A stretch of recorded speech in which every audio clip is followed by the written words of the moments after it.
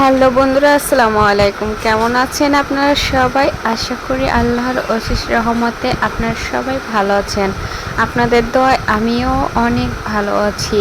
কিন্তু এই গরমে কেমনে ভালো থাকি বলেন? প্রচুর গরম, কোনো বৃষ্টি নেই, কি যে রোদের তাপ। এর মধ্যে শর্টকাটে রান্না আপনাদের কাছে আর কি শেয়ার করছি। লং ভিডিও করলে হচ্ছে কি, এক হচ্ছে তাড়াহুড়ো রান্না করা যায় না, আর এক হচ্ছে কষ্ট বেশি হয়ে যায়। এই জন্য অল্প স্বল্প করে আর কি শর্টকাটে আপনাদের সাথে শেয়ার করছিলাম। ডিম এটা আর কি ফেটে নিচ্ছিলাম, এটা আর কি আলু দিয়ে রান্না করব। এখানে 3টা ডিম নিয়েছি, এটা চামিচ দিয়ে আর কি ফেটে নিচ্ছি। এভাবে ডিম দিয়ে আলু রান্না করলে কিন্তু অনেক সুস্বাদু হয়, অনেক মজার হয়। আর হচ্ছে ডিম যদি সিদ্ধ করে ভুনা করে, ওটার টেস্ট কিন্তু অন্যরকম আলাদা, কিন্তু ওইটা আমি পছন্দ করি না। তাই এভাবে আমি রান্না করছিলাম, খুবই মজার হয়েছিল। আর যারা ডিম পছন্দ করেন না তারা কিন্তু এভাবে ভেজে আলু দিয়ে রান্না করলে খেতে পারবেন, কিন্তু আমি ডিম ভুনা করলে খাই না, এভাবে রান্না করলে অল্প খাই আর কি। আর ডিম ভাজাটা আমার কাছে পছন্দ। এই যে ডিম ভেজে রেখেছি আর কি, পিস পিস করে কেটে রেখেছি, এভাবে কেটে রান্না করব আর কি। 3টা ডিম আর কি ভেজে কেটে নিয়েছি। একটা প্যান বসিয়ে দিলাম, এই যে আলু দিয়ে আর কি রান্না করব। এই যে আলু অল্প দিয়েছি এক বেলার জন্য। এভাবে আপনারা রান্না করে খেয়ে দেখতে পারেন, খুবই মজার হয়। পেঁয়াজ রসুনের পেস্ট আর কি ফ্রিজ থেকে নামিয়ে রেখেছি। এই যে একটা প্যানে এখন তেল দিয়ে দিলাম।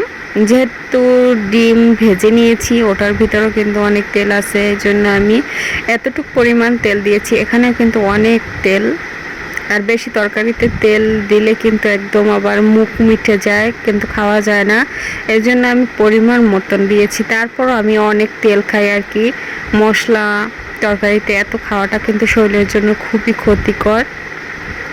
মশলাটা আমি কিছুক্ষণ কষিয়ে হলুদ দিয়ে দিলাম। হলুদটা আমি মশলার সাথে কিছুক্ষণ কষিয়ে নিচ্ছি, কারণ কিছুক্ষণ যদি না কষায় তাহলে কিন্তু একটা পেঁয়াজ রসুনের পেস্টের গন্ধ আসে।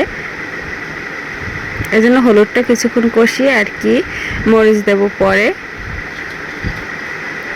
কিছুক্ষণ কষানোর পরে এখন আমি মরিচ দিয়ে দিলাম। এখন একটু পানি অ্যাড করব, পানি অ্যাড করলাম। এখন এটাও 5 মিনিটের মতো আর কি কষিয়ে নেব। এটাকে ঝোল ঝোল করব, ডিম দিয়ে আর কি আলুর ঝোল ঝোল করব। এখন আমি আলু দিয়ে দিলাম, আলুটা কিছুক্ষণ কষিয়ে নেব।